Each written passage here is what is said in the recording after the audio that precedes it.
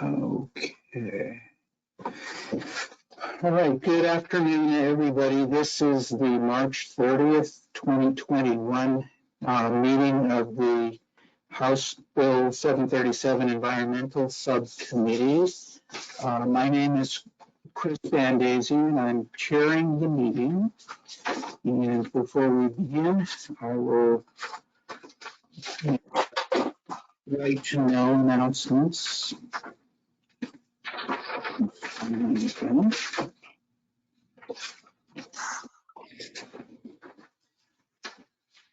All right.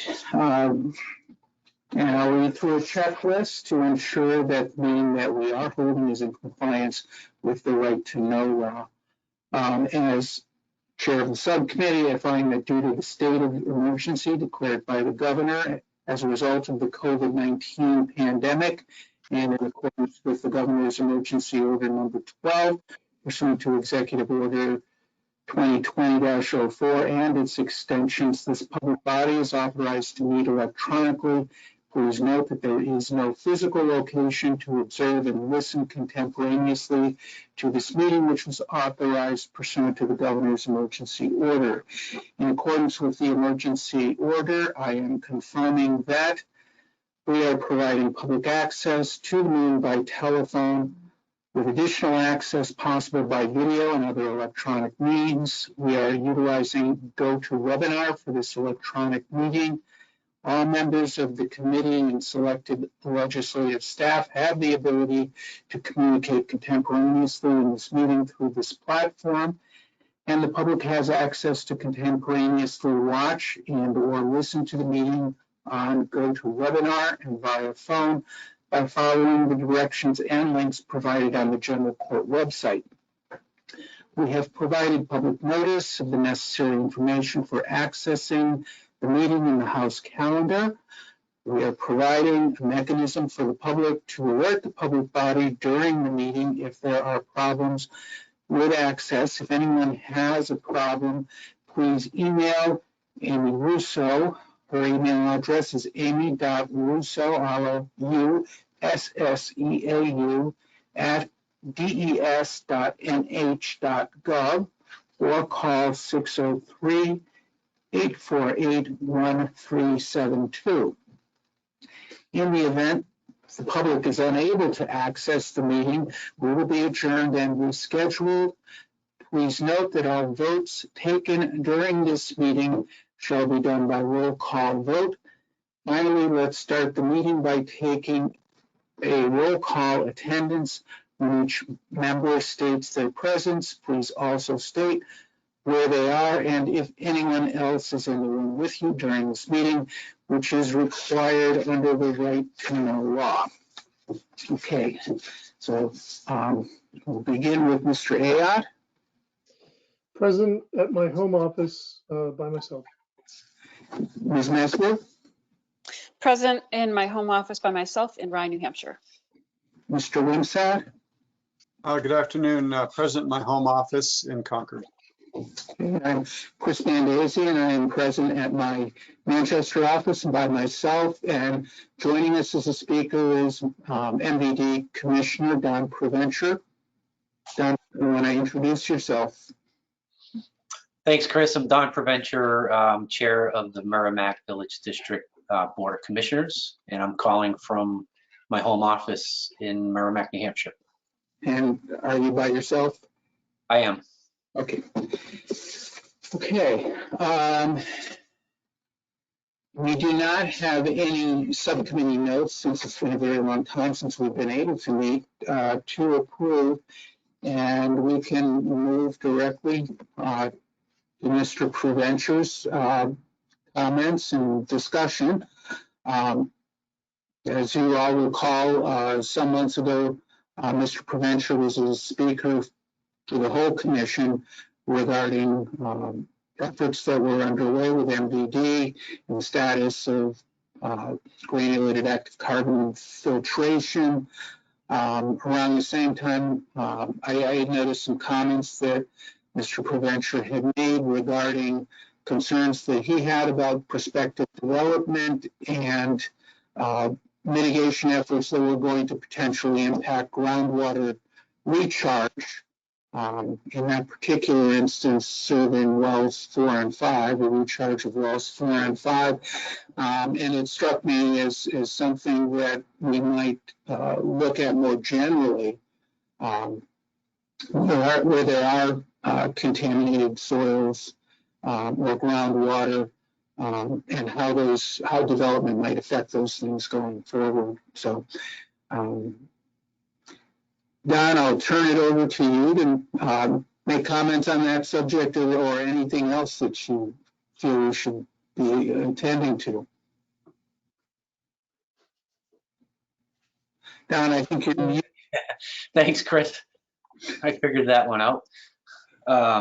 Yeah, so last time I think I discussed, one of the things I discussed was the project that is right now being considered by the Merrimack Planning Board for development of property called the Flatley parcels. And it's a number of parcels that are being considered for development of research and development office space, basically.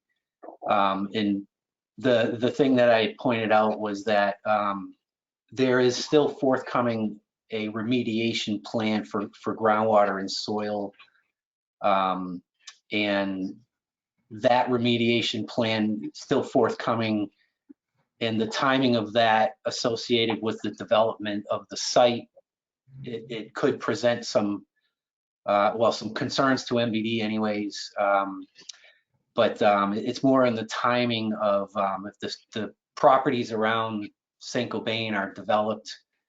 We're just concerned that it might hamper efforts related to the remediation of those properties. And just a couple things I wanted to point out. I had since then looked a little bit more closely at, it's a supplemental site investigation report that was prepared for St. Gobain by Golder Associates. And that was submitted to the DES. It's dated October 14th, 2020.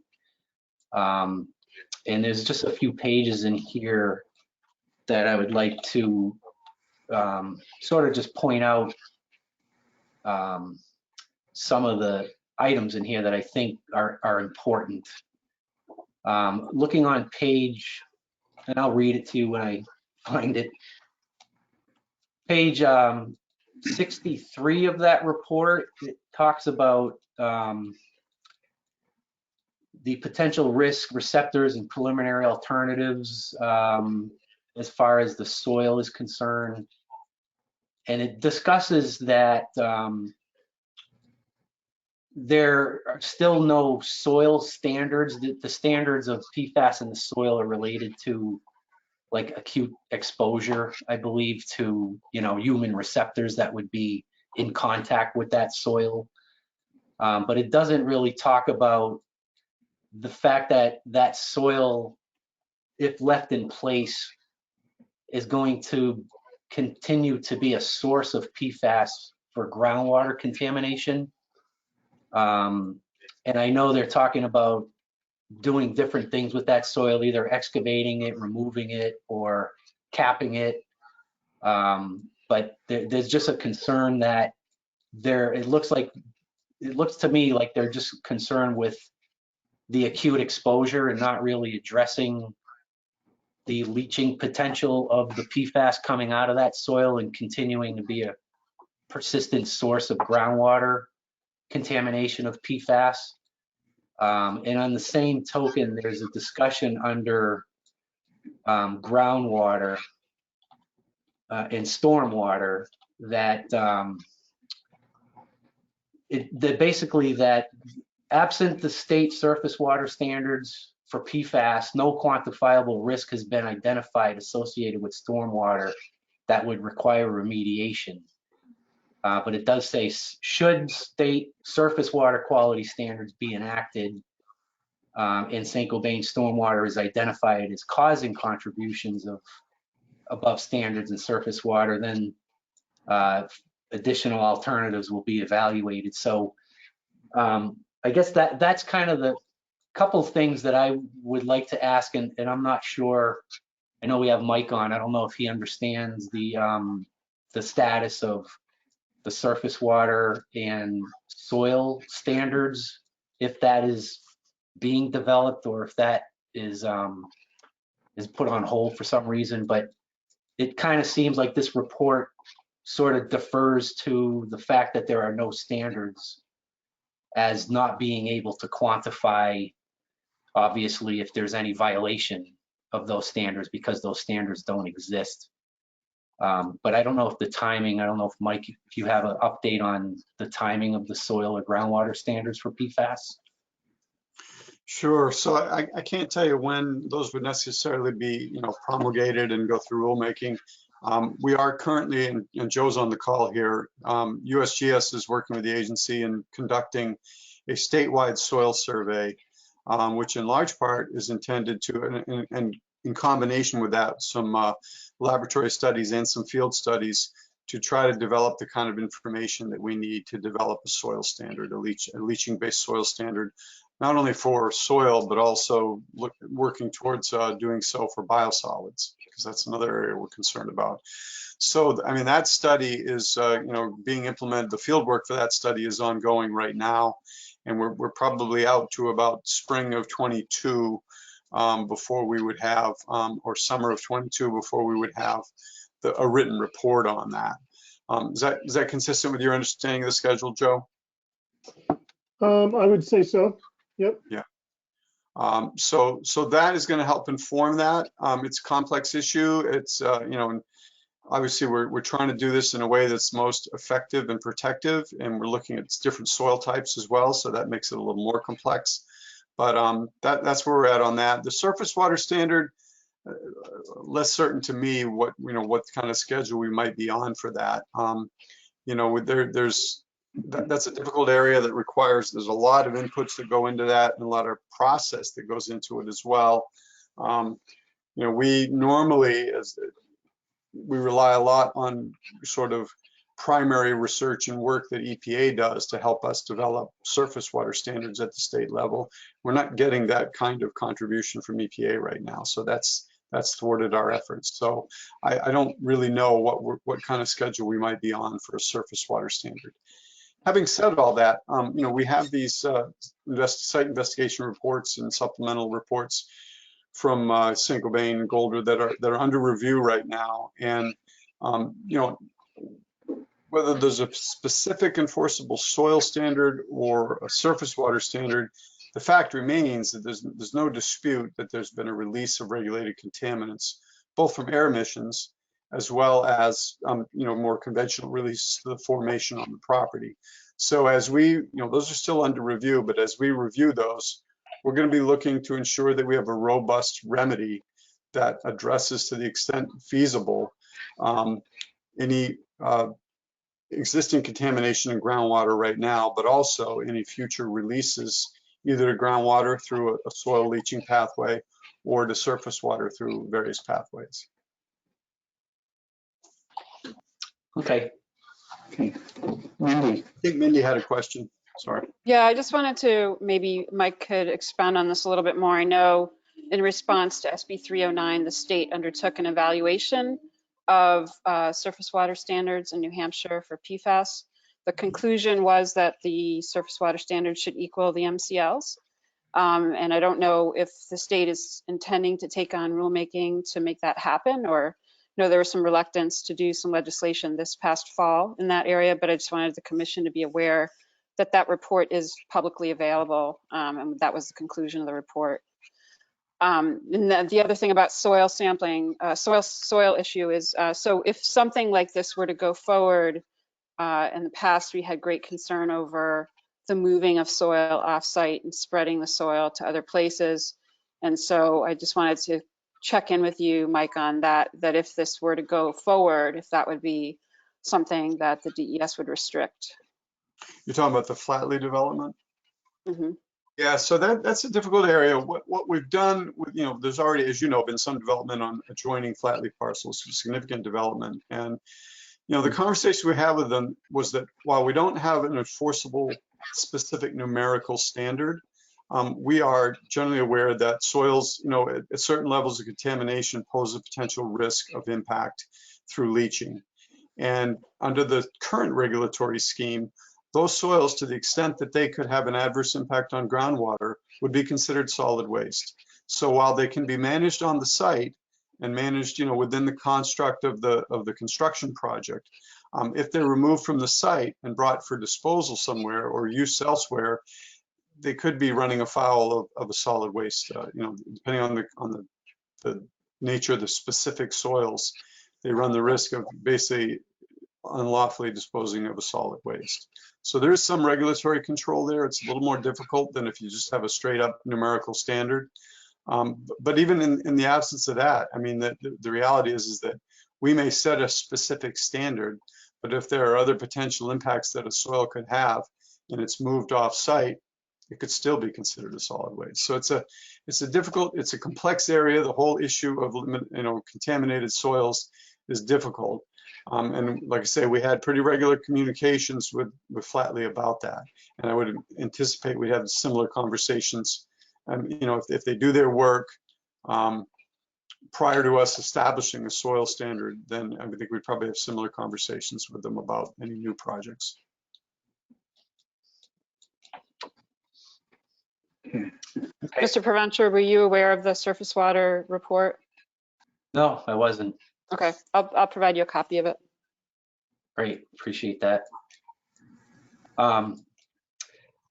Yeah, so as far as the rest of the, just looking at the agenda and the discussion about stormwater diversion and other soil disturbances, it does sound, again, referencing this report from Golder, it does seem like they're still doing some site investigation and that a remedial action plan, I believe that's what an RAP is still forthcoming. So that's good to know. They did mention in here that there's some discussion about alternatives that will be evaluated, including pumping and treating the groundwater, or pumping the groundwater, releasing it to the sewer system. I got to tell you, that's not going to fly in Merrimack. MVD was denied the ability to backwash our brand new virgin granular activated carbon resin media from our treatment vessels. We're not allowed to backwash that into the sewer, even before it's been put online and absorbed any PFAS compounds.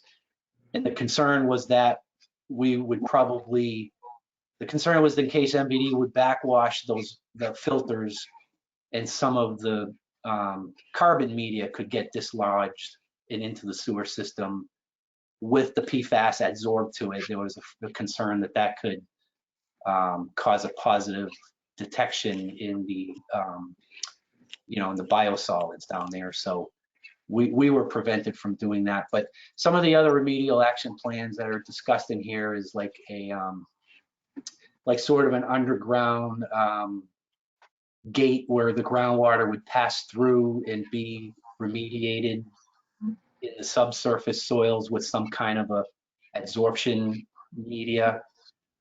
So I'm glad to see that. I wasn't aware of this report, I think, the last time I did my presentation.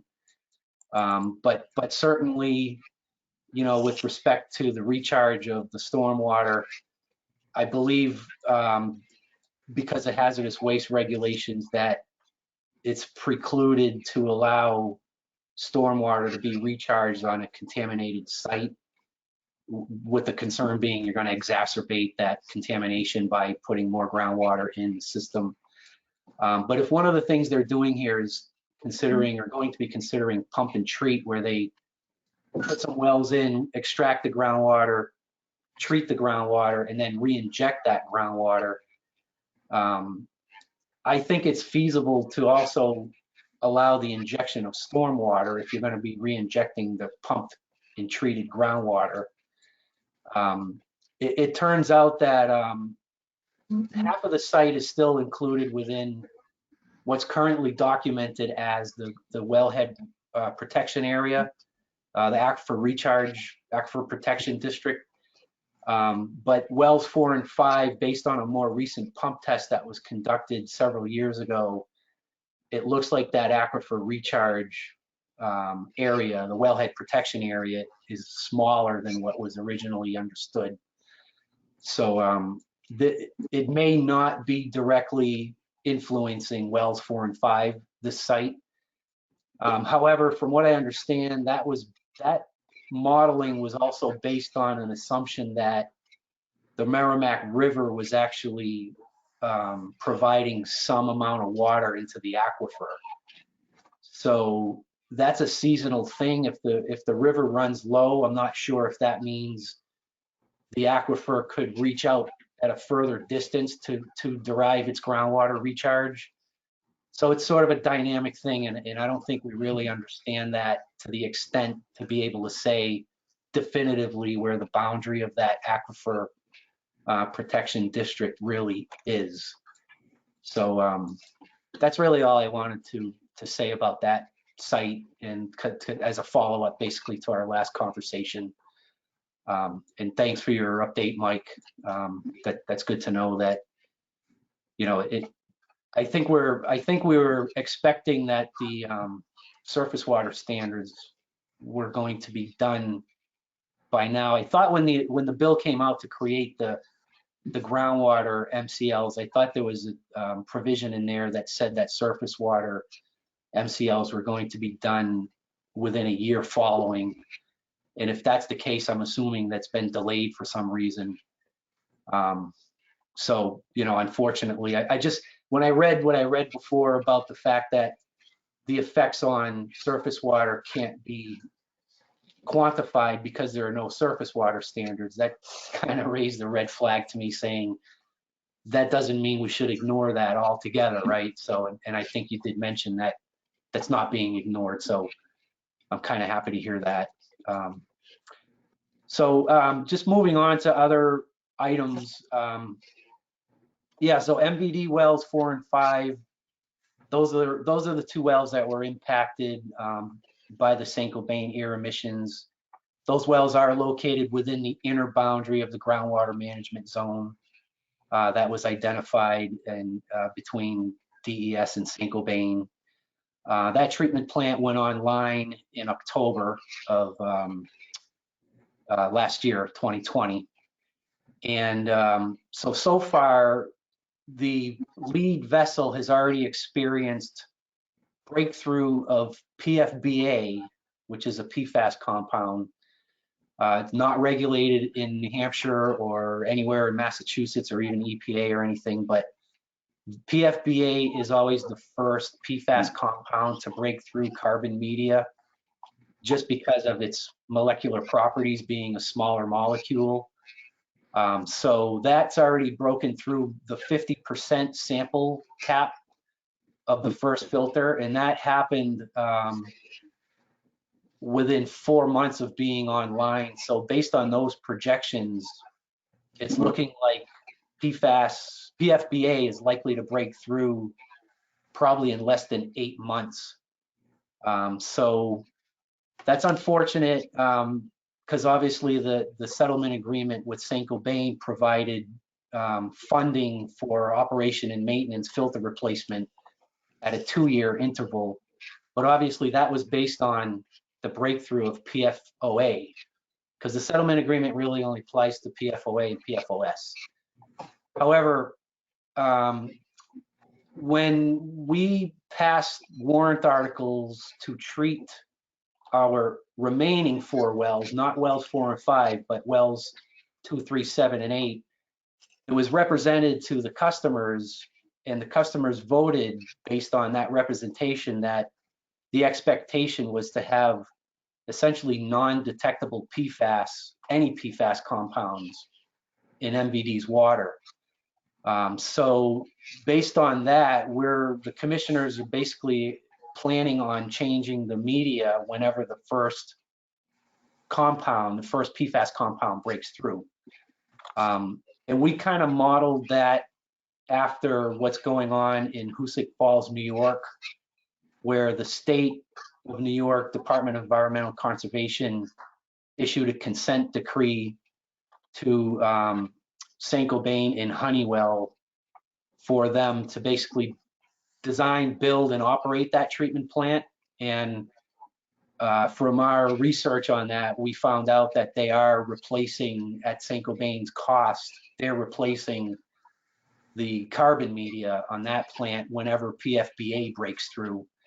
And that's a pretty significant statement, because PFBA is not really, it's not even regulated, yet the New York Department of Environmental Conservation has the authority to require that Saint-Gobain and Honeywell pay to replace that media upon breakthrough of that unregulated compound.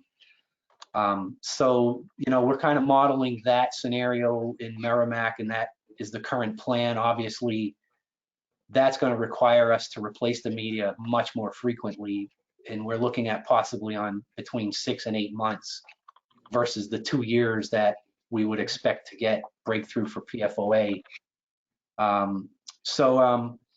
You know, there's really not a lot we can do about that. We've had some legal interpretations that suggested that the DES does have the authority in New Hampshire to impose certain restrictions similar to New York State, given the current regulations that we have. And unfortunately, it was explained to us that it was sort of a decision made, I believe, to not impose that authority for enforcement, even though it's prescribed that it's possible to that we do have that authority in New Hampshire. You know, so in hindsight, before our settlement agreement, maybe would have been the time to address that. But you know, we are where we are now. I don't understand how the settlement agreement precludes the authority of an existing state regulation. My understanding is that that authority could still be imposed at any time and any date today. And it's a conscious decision to not impose that authority. And that's kind of leaving Merrimack Village District with the burden of treating the groundwater forever. And one of the things I wanted to point out is in the settlement agreement between DES and Saint-Gobain for the private wells. This has nothing to do with MVD's agreement. This is a separate settlement agreement between MVD and Saint-Gobain for private wells.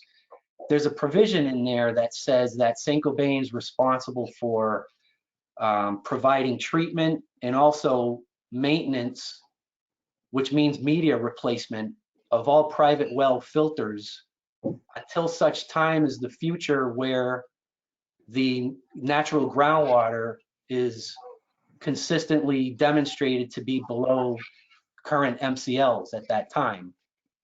So the DES did impose that authority in the private well agreement, and it looks like no action was taken for MVD on the public well side. And that's sort of that's a hard thing for us to understand, why the disconnect between private wells and MVD wells. And that agreement was reached basically a month before the settlement agreement with MVD and Saint-Gobain. So these things were kind of going on at the same time, yet there's no connection between the two. And I know, you know, Mike, I know you weren't part of those negotiations at the time. I wasn't either. I wasn't even on the board. I don't know if there were other things going on that led to the situation that we're in now, but you know, there's a lot of things that Merrimack Village District and our customers are looking at that are not consistent with the way MVD was not advocated for in the same way that the private wells agreement includes that type of advocation. So I'd like to know more information about that, why, you know, the private wells were treated a little different than the public wells. I know the private well agreement also had provisions in there that Saint-Gobain was required to hook up some of the contaminated wells, private wells, to public water supplies like MVD. And I think we hooked up, I don't know what the count is now, but it's probably over 80 properties, I think, in Merrimack, that private wells that were hooked up to MVD water. And the irony on that is, if MVD did not hook up to those private wells, St. Gobain would have to pay for those private well filtration forever. But now that MVD is hooked up to that, St. Gobain's obligation is over, and it's MVD's burden to treat water forever, to provide clean water to those contaminated private wells that were hooked up to our system because of St. Gobain's contamination. So we just feel like we've been put on the in a bad situation, that our customers are going to need to pay to remediate St. Gobain's contamination for hundreds of years, and that's completely unfair. And I don't think anybody in their right mind in New Hampshire would think that that was an intended practice. And I'd like to know how that came about and what could be done to change that, because that seems like a significant injustice to the customers of MVD, in my opinion. But that's that's pretty much all I wanted to say. I think the other thing is the last thing I'll just mention is in New Hampshire, we are regulating 4 PFAS compounds, and they're individual MCLs. So each of those compounds can go right up to the MCL, and collectively, they're not being looked at collectively.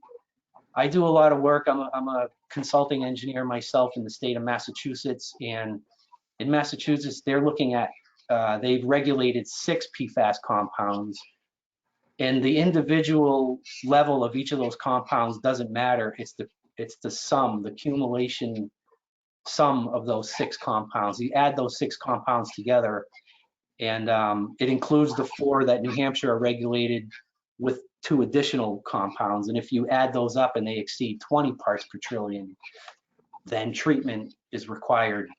So it may very well be in New Hampshire, if we add up these 4 compounds, we could be well over the 20 limit, but still individually, we're not at that limit individually. So what's going on is the PFAS manufacturers and users are switching compounds as soon as they are detected in the environment, before they reach levels that could be a problem. They just switch to a different PFAS compound. And if we keep regulating these individual compounds individually and don't look at them as a class and don't add them together, we're never going to catch up to them. They're always going to be a step or 2 ahead. By the time we regulated PFOA and PFOS, that was already out of use for at least 4 or 5 years, or even more, as far as I understand. So that would be my recommendation, is to, if you want to look at legislation, to be considering something like Massachusetts is doing, and looking at a group of PFAS compounds and adding them together, because the literature, from what I'm reading, suggests, and it's all new, that's the problem, is we got to wait a long time before we figure out the health effects. But by the time we figure them out for one particular compound or 2 particular compounds, the manufacturers have already moved on to the next compound. So we're never going to catch up to them. And that's the concern here, is we're being sort of outplayed by the manufacturers. And I don't think we're ever going to get an upper hand on this until that is looked at quantitatively from the combined PFAS class. So that's really all I wanted to bring out today in my discussion. I don't know if you have any other questions or comments to address any of these comments that I made. Mindy. Go ahead, Mindy. So we attempted to do something similar at the time. Vermont was the first state to do what you were talking about in terms of sort of, a top limit on the total PFAS, which now I think Vermont is similarly up to 5 or 6 at 20 parts per trillion total. So I'm certainly a proponent of doing that, and thank you for saying that. We did try to do that in 2017 and 2018 in the legislature, which was, not successful. We also attempted to request that the state look at regulation of this class as a separate class of chemicals.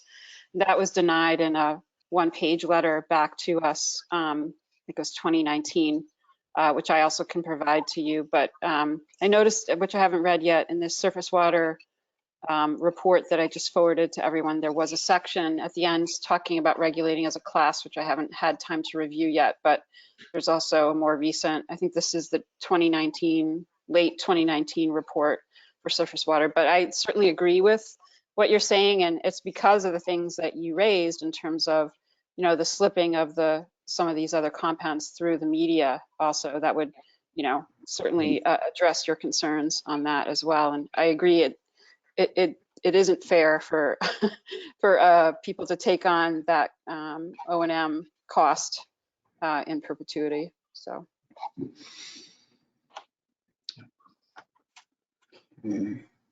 Yeah, so this is Mike. A couple of things to try to, that's a lot to unpack there, Don. So the most recent thing you asked about, which Mindy was just commenting on, we did at the time that we were reviewing the science and the literature for establishing the standards for the 4 PFAS compounds. Our toxicologist did look at this issue of combining them and the possibility and the appropriateness of issuing a combined standard. And the science just did not support that at that point. And I'm not expert enough in the toxicology to explain to you why that is. I think it was related to somewhat different endpoints, health endpoints that were the key drivers of setting the standards. But that's where we're at. That's something we continue to be concerned about. We're interested in it. We have encouraged EPA to put some research dollars nationally into this very question, and we'll continue to look at that. So it's something we're receptive to and interested in, but at the time we set the standards, we were just not in a position, the science just wasn't there to do that from the perspective of the work that we were doing. Going back to your other concerns that you described about the agreement that MVD entered into with Saint-Gobain with respect to wells 4 and 5. Important to note that the settlement agreement that the state entered into with Saint-Gobain was really primarily intended to focus, as you described, on how private wells would be treated in the area. It did not include, any kind of settlement or provisions for MVD. MVD was doing that work on their own. They were certainly talking to DES staff, but they were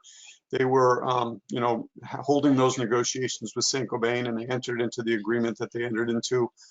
I am not an attorney, and I do not speak for the agency as an attorney because I'm not one. So I'm going to be really sort of reluctant to talk about that in detail. I'm concerned about what you're raising, and I think that to the extent the commission would like to explore those questions with the agency and with the Department of Justice, we'd certainly be happy to do that. But I don't think a public meeting like this is a forum for doing that, and I don't want to say anything that's going to disadvantage MVD in any way. So I'm going to say very little. I appreciate that. I would definitely like to pursue that if that's possible. I know our customers are asking us all the time, and if we need to raise rates because we're going to be changing the media more frequently at wells 4 and 5, we're going to need to explain why. And these are all questions that I've been asked by our customers. So that's where a lot of it's coming from. Thanks. Question for me. Is PFBA one of the 20 chemicals that get varieties that routinely gets tested for? Yeah, PFBA is included in the routine. I think we're up to 32 compounds, PFAS compounds in the standard lab tests that are done these days. And that's the same thing in Hoosick Falls. That's the first compound that breaks through the carbon media. So it's something that was expected, and it is definitely something we're seeing.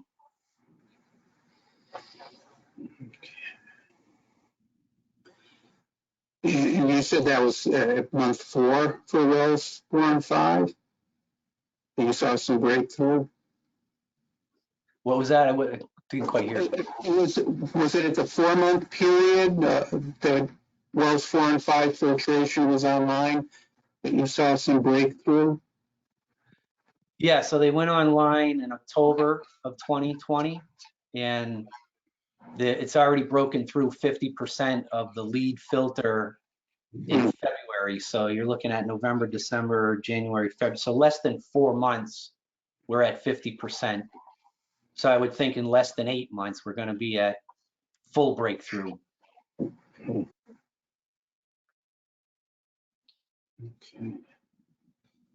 And are PFOA and PFOS still at the non-detect level when those tests are coming back?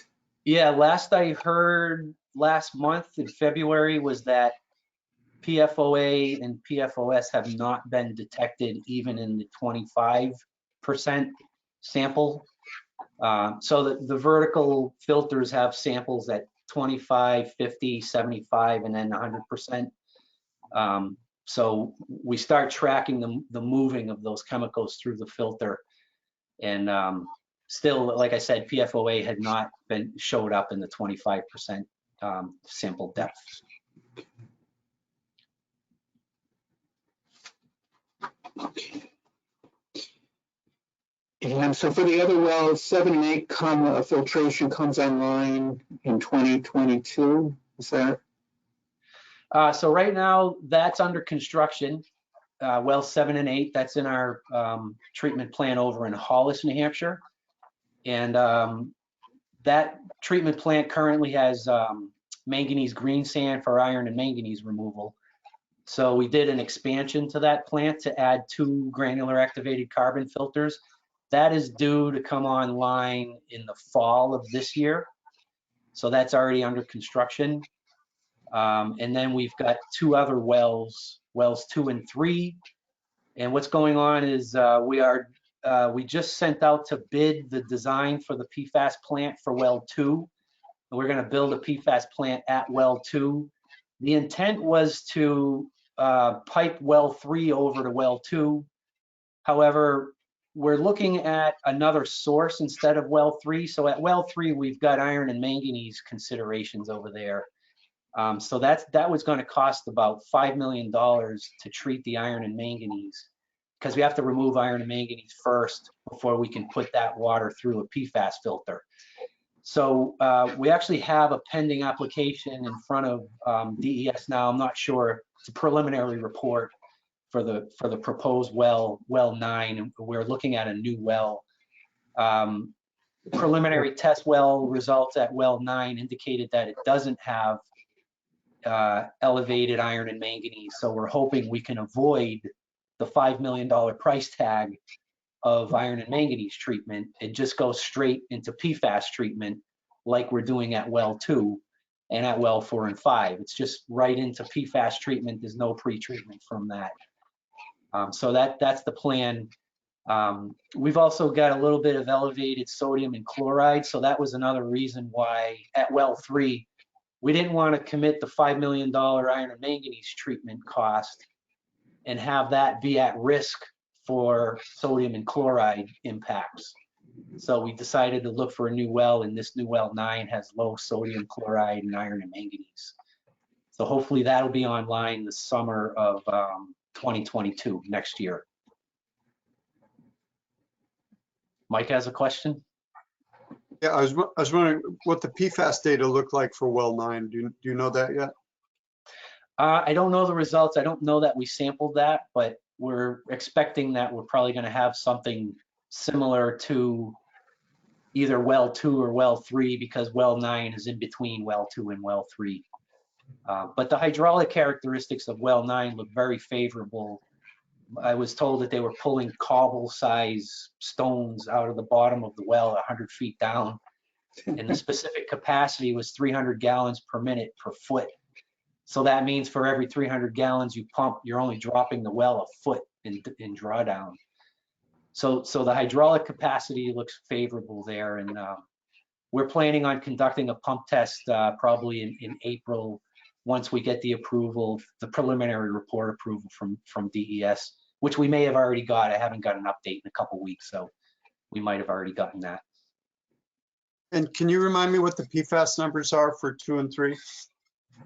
So well 2, it's bouncing right around. The PFOA is really the only thing that's in violation anywhere in Merrimack.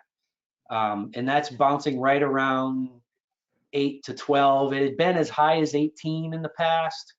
And it's been as low as 8, and maybe even a little bit lower, but it seems to fluctuate. But more recently, it's been bouncing around just below that 12 MCL. Well 3 has been consistently over 12, more close to around 18 or 20 pretty consistently. How about 7 and 8? Yeah, so 7 and 8, those wells are pretty consistently over the 12 limit as well. Those are in the 20s typically, the low 20s of parts per trillion. So maybe rhetorical question would be, why isn't Saint-Gobain providing bottled water to those customers? Yeah, I don't know. That's when you look at the action that was done at wells 4 and 5, when those were identified, you know, at the time, I can't remember. I don't think EPA even had a limit.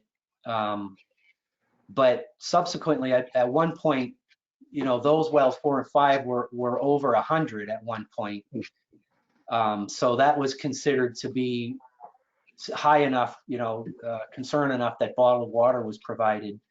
Now the MCLs are lowered, and basically the rest of our wells are at or above that MCL of 12. And there's really no concern about, you know, providing bottled water to MVD customers. I mean, we even sent out our own notice to the public notifying them that the water they're drinking is out of compliance. But as far as the rules are, as we understand them, is that we, when the MCLs passed, there was a year of compliance testing that needed to be done, which I believe we're just finishing up. And then only if the annual average exceeded the MCL, at that point, the water supplier needed to start designing treatment. I'm not even sure that there's a time frame, a regulatory time frame that PFAS treatment needs to be implemented. And if you have updates on that, let me know, because I might be speaking to something that might be outdated. But the last I heard is there's really no time frame on implementation of PFAS treatment when the levels are exceeded. So I don't know if that's correct, if you have an update to that or anything to add, Mike. I don't know if you know, or Joe. Well, I'm certainly not the department expert on the drinking water rules. I can tell you, you're right. There's a 1 year, you know, I should say 4 quarters of reporting for compliance that applies to public water systems. And then there isn't, as I understand it, a specific date in the rules after non-compliance is determined when treatment has to be installed and operational. Generally, the idea is that once you know you're out of compliance, you need to take prompt steps to design, construct, and implement treatment. But obviously, as you know, as a water system operator, that's not something that happens overnight. But that's I may not have that completely a detailed answer for you, but I think that's an accurate description of the rules. Yeah, the timeline is pretty considerable, since you consider at wells 4 and 5, our settlement agreement was reached in March of 2018, and the plant just went online in 2021. So that was about, you know, 3 years between design, construction, and activation. So there's a pretty good time frame in there. Yeah, and I think it depends too on the nature of the improvements you're going to make. I mean, I know that in the case of wells 4 and 5, there were a lot of additional improvements to the overall treatment system that were made, in addition to just, you know, getting GAC in there for PFAS. So, you know, the good news is you get a better system on the tail end of that. The bad news is it may take longer to get this treatment online. Right. Right. It seems to be another one of those inequitable things where private well owners who are waiting to have utility lines extended to them are getting bottled water, but Merrimack Village District customers who are waiting to get filtration are not getting bottled water, even though their water exceeds the standard. And there's considerably more customers on the MVD system than there are private wells in Merrimack too. So that's a good point. Mindy, you had a comment, question? I think we've talked about this before, Don, but I can't remember if it was when you were in the present or not, that at Pease, they're using resin pre and post treatment to deal with the carbon, to extend the life of the carbon. I don't know if that's something you have looked into or not in weighing, you know, the capital versus O&M expense of that system. It may be something you should look at. And I wondered,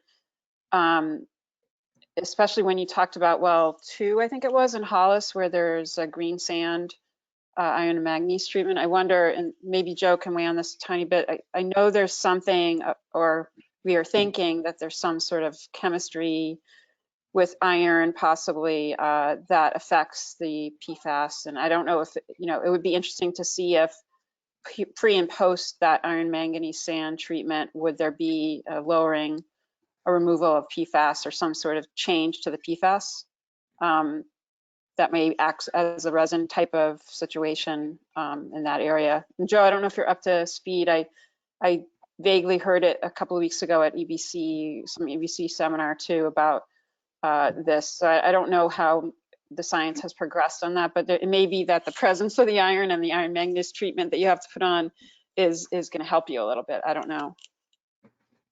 I don't know the details of it. I've heard about it. We think it's true in soils too. So I don't know the chemistry of it. Yeah, there's certainly an interesting thing going on at Pease in the Site 8 area with the former fire training area, where there's exceptionally high levels of iron to the point where they had to reduce the treatment influent rates quite a bit, and still I think are percentage, you know, like 70% of the total maximum capacity because of the iron issue. So I think there is something about iron and association with PFAS that may be something to look into anyway.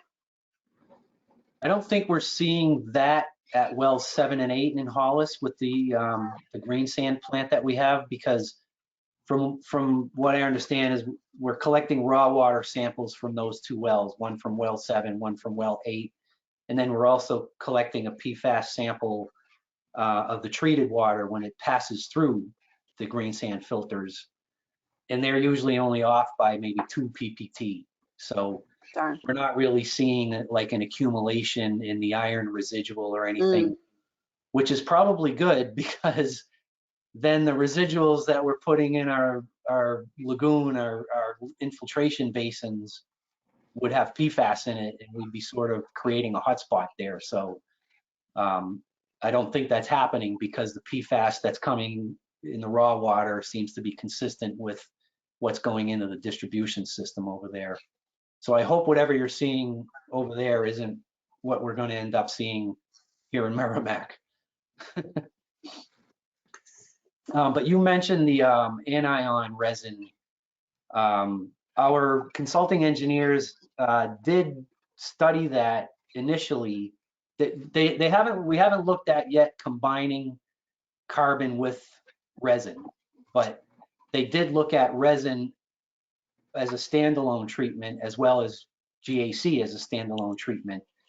And one of the issues was at wells 4 and 5 anyway, again, we've got elevated sodium and chloride, and chloride is a problem for anion resin to remove PFAS. I'm involved with that in some projects I'm working on in my business, and I know Purolite has a PFAS resin that works very well, but they say that they don't guarantee anything if the chloride levels are over 200. And I think that's the case that we're seeing at wells 4 and 5, is the chlorides are that high. So I think it was decided to not use anion resin because of that. But I would like to actually try doing column tests on that resin, because I would like to be able to see a way that we can filter out this PFBA Mhm. instead of having to change the carbon Yep. more frequently. So that's something I did talk to our consulting engineers, Underwood engineers, about. And it's just, we've got so much stuff going on right now with everything we're doing. This is probably going to be something we're going to have to look at maybe in the near or not so, distant future, hopefully. Mm. But that's a good point. And I know you've sent me some information on it in the past, so I appreciate that. Okay. Any other questions for Don? Or let you go, Don? Thank you for being with us. It's been about an hour almost. Free to stay if you want. And Okay.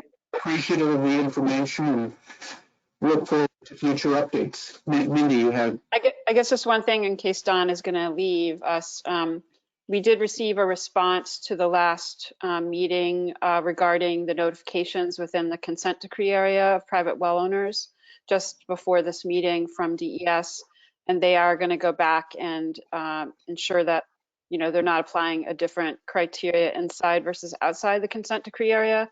So anyone within 500 feet of a contaminated well within the consent decree area should also be notified as they are outside. So that's something you should know, Don. Yeah, thanks. I think I'll stick around. I'm interested in the next item on the agenda, so I'll listen for that one. Thanks. All right, Mike, do you have any updates for us? If we want to begin with private well testing, I know at one point DES had written with some concern about the adjacency requirement in the work plan for private well testing, and felt that things should be rolled out a little bit differently. Yeah, I'll tell you what, Chris, I had a very busy week, and I didn't see your agenda. I looked for it and I didn't see an agenda, so I didn't actually know that you had issued one. I just heard Don reference an agenda and I haven't actually seen it. Well, I apologize if I think I sent you one, but You may well have. It's been a very updates, well testing, thermal oxidizer agreement, and any other NHDES updates. okay. Well, and I apologize. Your microphone has got a rattle to it, and I sometimes have a hard time understanding you. So I understand you asked me to give an update, but you said something about adjacency or something, but I didn't hear you clearly. So could you repeat that? The go to work plan, if there's a positive result, requires testing of adjacent properties, private wells on adjacent properties, with adjacent defined as within 60 feet of a lot line. And that's causing a very slow rollout of testing. And, along with those positives, there's a few spot tests sort of at the fringes of the outer boundary that early on look like hot spots, but they may not be hot spots. Mhm. And it makes municipal planning a little challenging because it's not clear whether it would be a short connection to an existing line or whether something more substantial has to be done. And I read some NHDES comments that they would prefer a different approach rather than the adjacency requirement for rollout of private testing. So, Sure.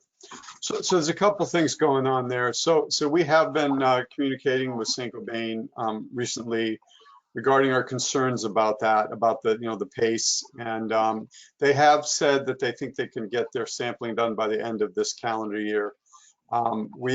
We have talked to them and we're still trying to work this out, but I think there may be some willingness on their part to just use the 500 feet, which is there's two different things. One is notification, one is offering sampling. They're not the same thing, but given that we will be implementing the 500 feet notifications to just consistent with that to actually, identify wells for sampling on a 500-foot radius. So we're still working that out, but that's something that we're pursuing. On the issue of, you know, connecting people to water, obviously, you know, on the heels of this sampling that's going on, we believe there's going to be another very significant effort to extend water lines in the affected towns. And we've said to them, and I've reported on this in the full commission meetings, that we're looking for them to try to identify places, instead of doing this kind of in serial fashion, if there are locations where it's pretty clear that a presumptive remedy is to extend a water line, that we'd like them to start working on that right away. And we're still waiting for a formal response from them on that. And it's my understanding that we can expect to get one in the coming weeks. I mean, I think at some level, you know, they've probably been a little preoccupied. There's been an awful lot going on. So I think maybe some responses to our requests have been a little bit delayed, and we're trying to rev that up and get those responses in the door so we can move forward. So there's a lot of moving parts here right now, but you know, we're definitely, our goal, our overarching goal is to get the sampling done as promptly as possible, identify where we're going to need to extend water lines to people, or if there are places where that's just not feasible, then there may be some locations where point of entry treatment units are a more appropriate and technically feasible solution. But to basically identify both of those areas, both of those components of the remedy, and get them implemented as promptly as possible. Okay.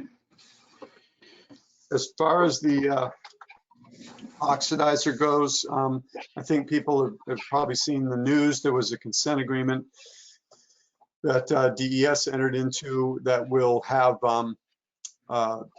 the facility and start getting that oxidizer installed by this summer. I don't remember the exact date, but basically, and there's some additional provisions of that agreement that require some additional work as well.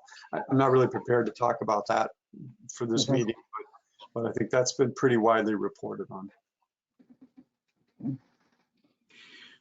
All right, and anything else on the subject, Mike? It's active. On which subject? The general subject. Yeah, we talked about surface water standards and soil standards, all in progress. The only thing I would say, I guess the other thing I would add is that we've been aware, you know, with the pandemic and everything, you know, we had a pretty robust schedule for the first few years of this project of public meetings, and the pandemic kind of slowed that down, and we haven't had public meetings in the towns for some time. So we're working with towns to set up those meetings over probably the next 2 months. What we'd like to do is get a public meeting, virtual public meeting in each town. And the reason for that is, at some level it's maybe more efficient to have one big meeting, but we don't think that works very well because it's such a big area and every town has a somewhat unique circumstance. And if you try to cover the whole area in one meeting or even a couple of meetings, you don't really kind of drill down into the local community situations as much as we'd like to. So I think what we're going to do is try to hold an individual virtual public meeting in each town. Don, go ahead. Thanks, Chris. I just remembered another question that some of our customers have been asking about, and maybe you can update. Has any new developments or anything new happened on the PFAS contamination in Amherst around TCI and Hoey Drive? I've been asked that if there was going to be a groundwater management zone delineated in that region, and if and when that's going to happen. I don't know if you know what the current status is of that. I haven't really heard an update for a year or so on that, so I didn't know if there's anything new. No, that's still very much an active project, and certainly just as with St. Gobain, there will be a groundwater management zone that is eventually fully delineated. I can't speak to that particular address you're talking about, or that street that you're talking about, but that's something that is still in progress.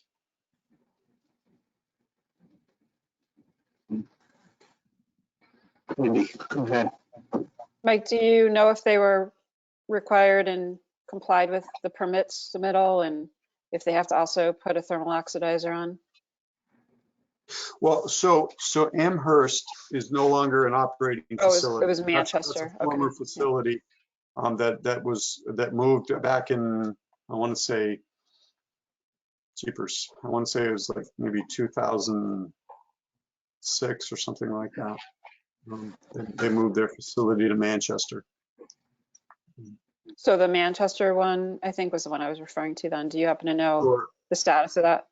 Right. So the Manchester facility, I don't have a specific update on that. We could, it might be helpful to have maybe Kathy Beam from our air division come to a future meeting if you want to have a discussion about that that's more in depth. We are, I don't remember exactly where it's at in terms of time, but there will be stack testing done at that facility.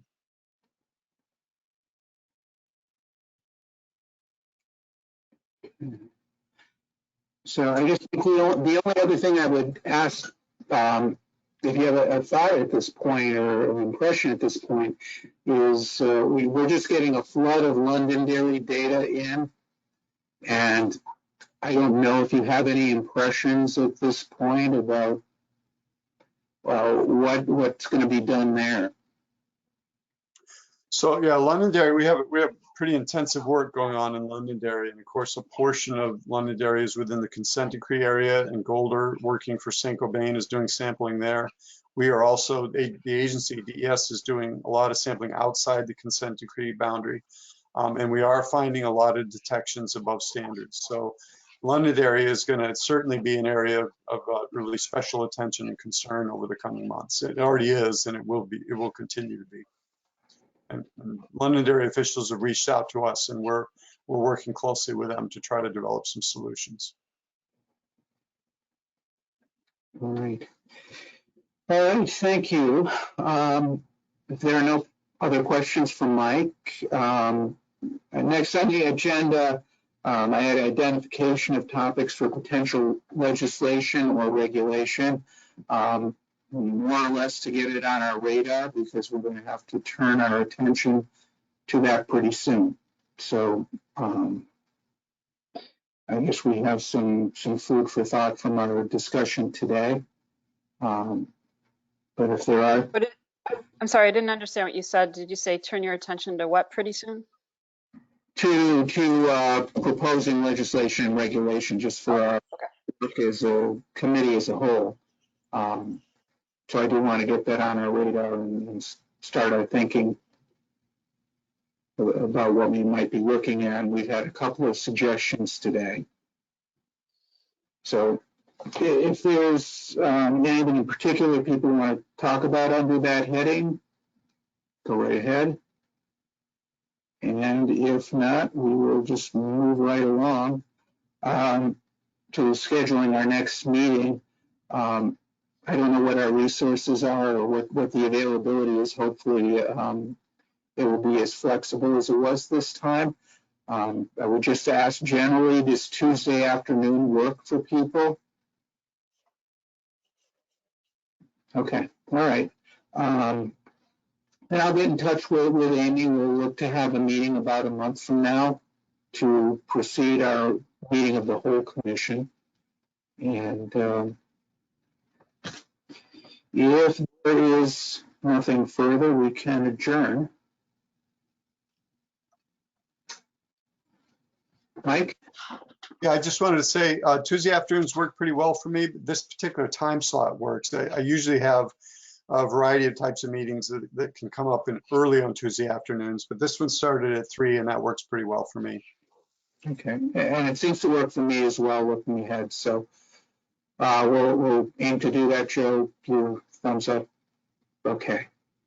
So the 27th? Yeah, Don? Yes, I just wanted to say thanks for having me. If you ever in the future want me back, I'm more than happy to do that.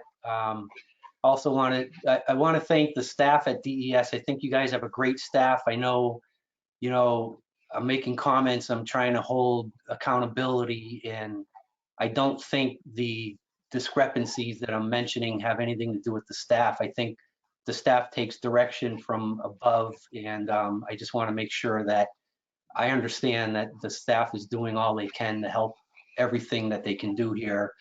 And MVD and Merrimack is appreciative of that. So a lot of the concerns that I raise really, I don't think have anything to do with the staff there at MVD, at DES. So I just want to let you know that, and I'm appreciative of everything that the staff does. Thanks. Thank you, I appreciate that. Okay, and I don't see any questions that have come to us from the general public. I don't think we need a motion to adjourn, so I will just say meeting adjourned, and thank you, Joe, for keeping notes. And we'll be talking soon. Take care, everybody. Thanks, everyone. Thank you.